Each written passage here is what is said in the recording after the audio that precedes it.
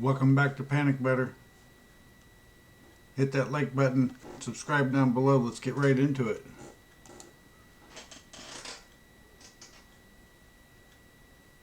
We got some good ones lined up for you today.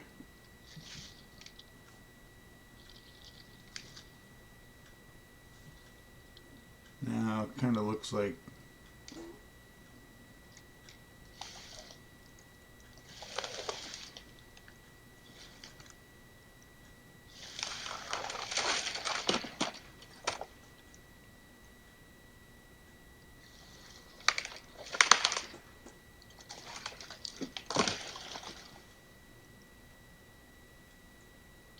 could be somebody in a suit, but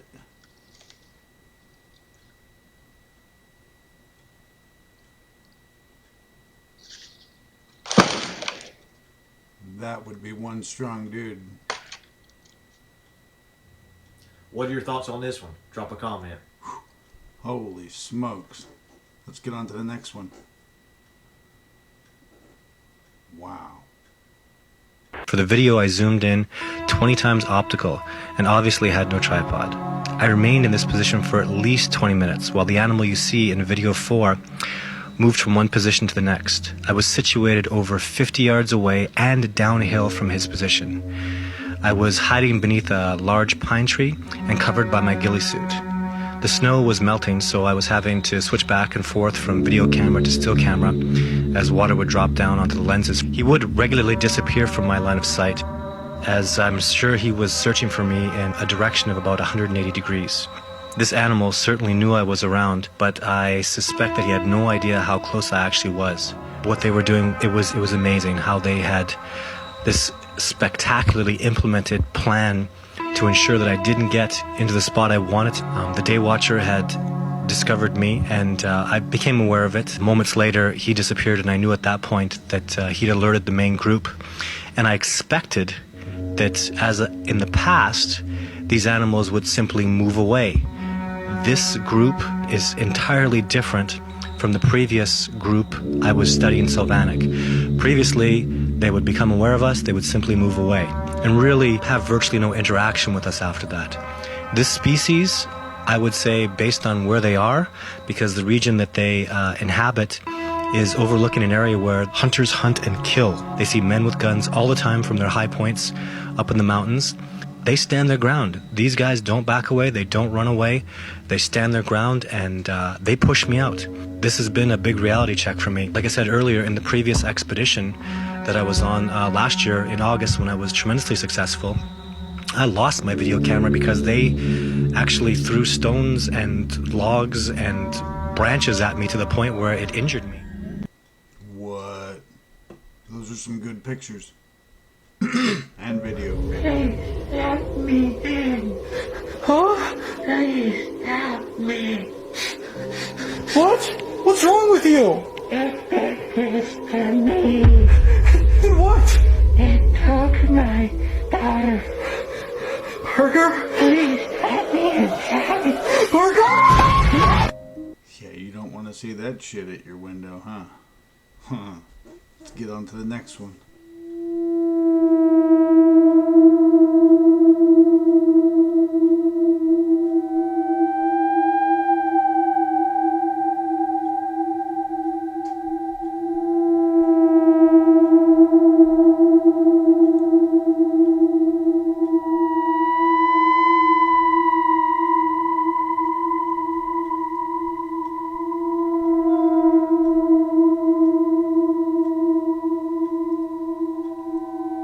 Pretty well thought out, huh? Looked pretty good if it was real. Let's see what's up. بسم الله الرحمن الرحيم. حجي حجي حجي بسم الله الرحمن الرحيم. بيشي جوا وين؟ عادات اللوكس وين دقيقة حجي ارجع Well, you gotta go down there. You just have to. No other way around it. I feel like I'm seeing shit, but hold on. Let me turn this motherfucking music down. This better not be what I think it is. Oh, it is. This better not be what I motherfucking think it is. It's a fucking mermaid, motherfucker. It's a fucking mermaid. I saw a fucking mermaid. It's a fucking, what the fuck?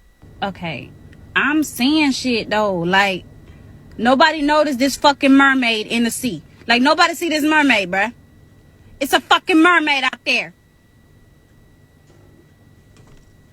I heard myths, but I didn't know it was true. This motherfucker out there swimming. Nobody saying nothing. People out there just sitting, looking at him. What the fuck? It's a fucking mermaid, man. It's a fucking mermaid. And nobody cares anymore. It's all conspiracy. And people are saying they are hearing noises coming from the earth that one person described as unholy noises. Well, it could be unholy. couldn't it? Unholy So, noises was the description. Yeah, it reminds me of that passage in the Bible where the earth opened up and Yes. swallowed Korah. And so, Well, that gives you a visual understanding of how it happened. right. I mean, when you see a deep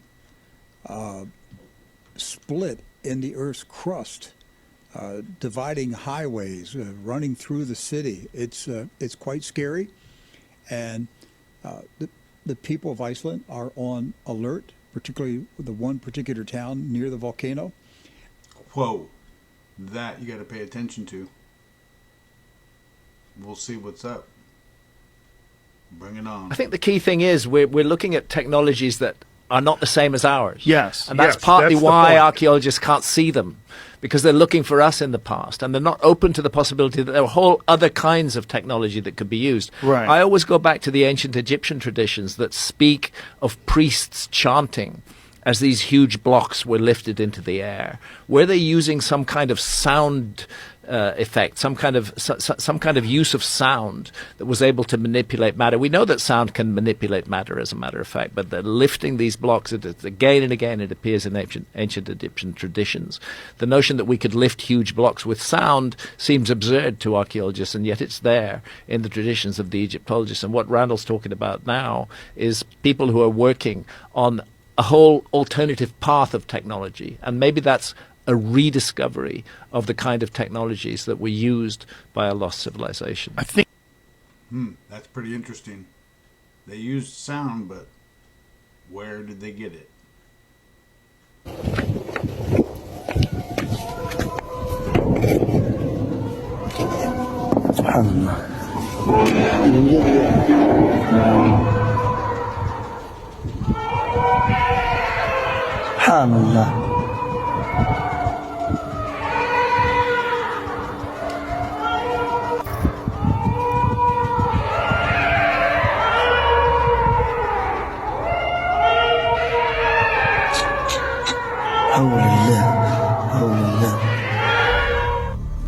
Whoa.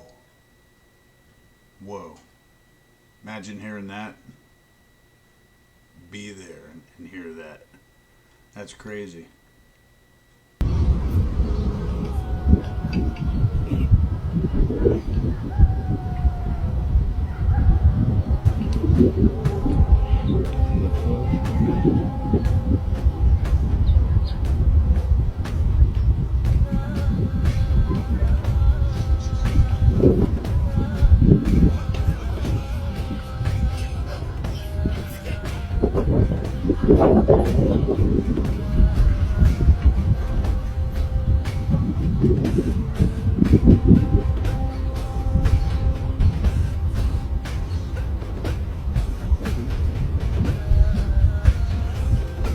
Thanks for joining us. We started with a big dude and we ended with a big dude.